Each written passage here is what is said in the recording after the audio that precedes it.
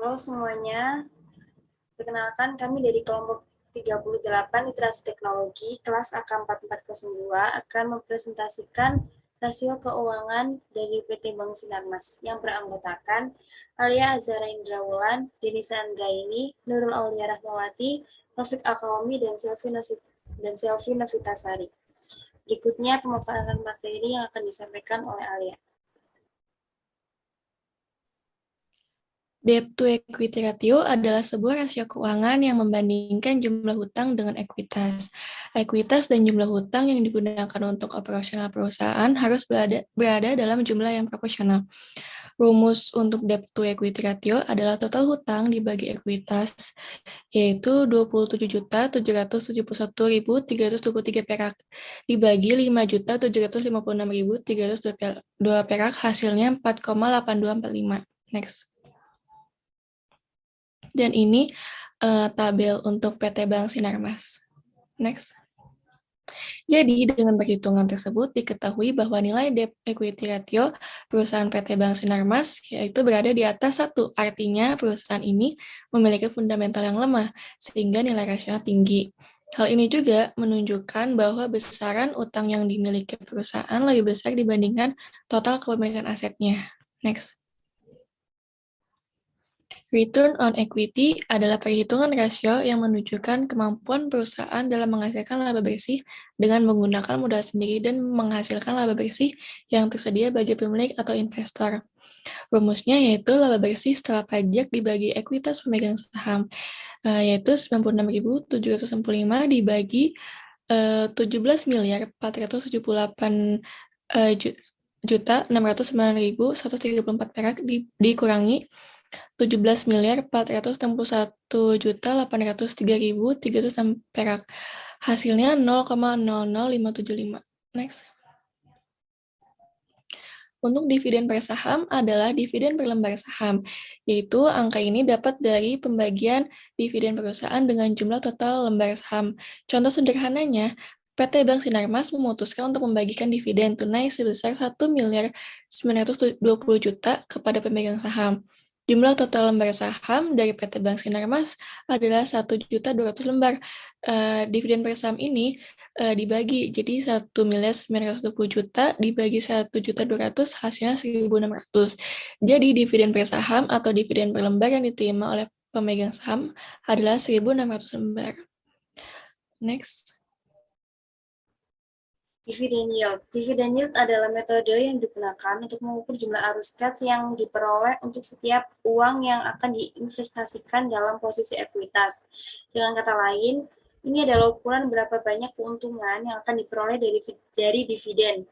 Dividen yield pada dasarnya adalah pengembalian investasi untuk saham tanpa capital gain. Rumusnya dividen per saham dibagi nilai pasar per saham dikali 100%. Yang dimana dividen bersaham adalah total pembayaran dividen tahunan perusahaan dibagi dengan jumlah saham yang beredar. Nilai pasar per saham adalah harga saham perusahaan saat ini. Next.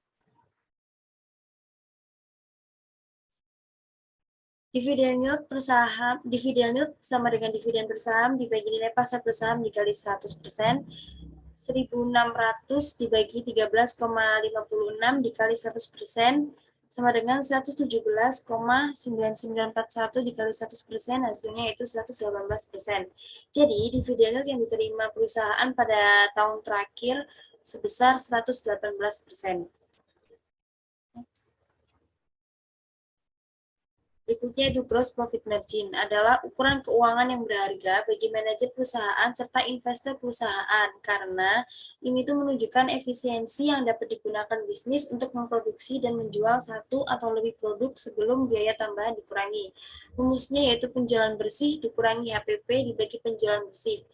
Diketahui pada tahun 2021 laba bersih PT Bank Sinarmas yaitu sebesar 36,83 miliar. Next. Berikutnya yaitu price to book value atau PBV merupakan rasio yang menggambarkan harga saham terhadap nilai buku atau book value per lembar saham. Misal PBV saham KLMN sebesar 3 kali, berarti harga saham KLMN itu sudah tumbuh 3 kali lipat lebih mahal dibanding ekuitasnya. Maka itu semakin rendah PBV dapat dikatakan semakin baik karena harga saham dianggap tidak overvalued. Rumusnya harga saham dibagi nilai buku per lembar saham. Diketahui pada tahun 2020 PBV PT Bank Sinarmas sebanyak 1,78 kali.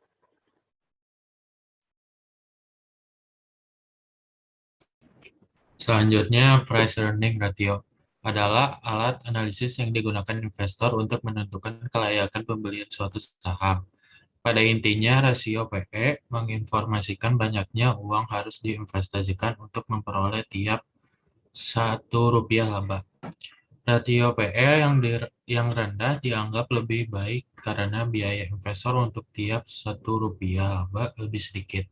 Pada saat yang sama, perusahaan dengan rasio PE tinggi cenderung memiliki pertumbuhan laba yang lebih tinggi di masa depan daripada perusahaan dengan rasio PE rendah. Rumusnya, price earning ratio sama dengan harga pasar dibagi laba per saham. Diketahui pada tahun 2022, price earning ratio PT Bank Sinarmas Tbk sebanyak 0. Next.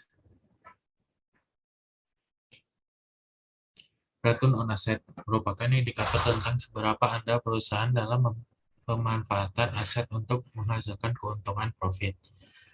ROA biasanya dihitung melalui pembagian laba bersih dengan aset perusahaan secara keseluruhan. Return on asset biasanya tampil dalam bentuk persentase yang dihitung dengan rumus ROA. Semakin besar persentasenya, berarti semakin produktif dan efisien suatu perusahaan. Begitupun sebaliknya. Rumusnya, return on asset sama dengan net income dibagi total asset. Dan diketahui pada tahun 2020, ROA PT Bank Sinarmas sebanyak 0,30%. Next. Dividend payout ratio adalah perbandingan antara dividen per share dan earning per share pada suatu periode tertentu. Semakin banyak dividen payout ratio, maka akan semakin menguntungkan juga untuk para investor. Sementara itu, dari pihak perusahaan akan semakin mendapatkan sumber pendanaan internal. Kondisi ini akan membuat preferensi investor pada suatu saham akan berkurang pada tujuan investor.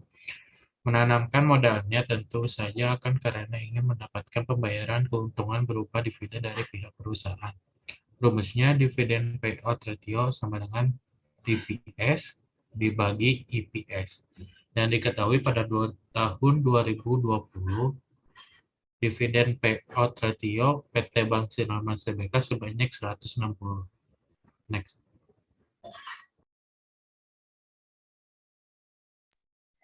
Selanjutnya ada net profit margin. Net profit margin merupakan rasio yang mengukur keuntungan perusahaan dengan jumlah total uang yang dihasilkan.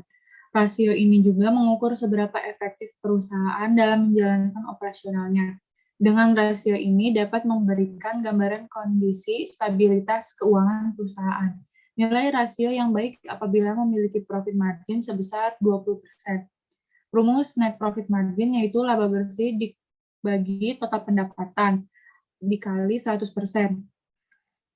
Laba bersihnya yaitu 96.765 dibagi 2.931.131 dikali 100%, hasilnya 0,03301%.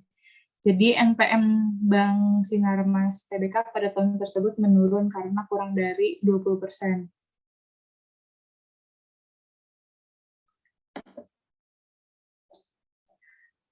Selanjutnya ada rekomendasi terhadap saham.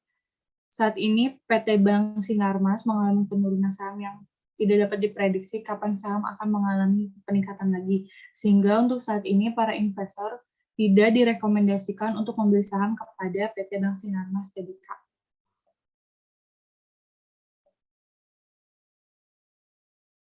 Sekian presentasi dari kelompok kami. Bila ada kurangnya mohon maaf. Terima kasih.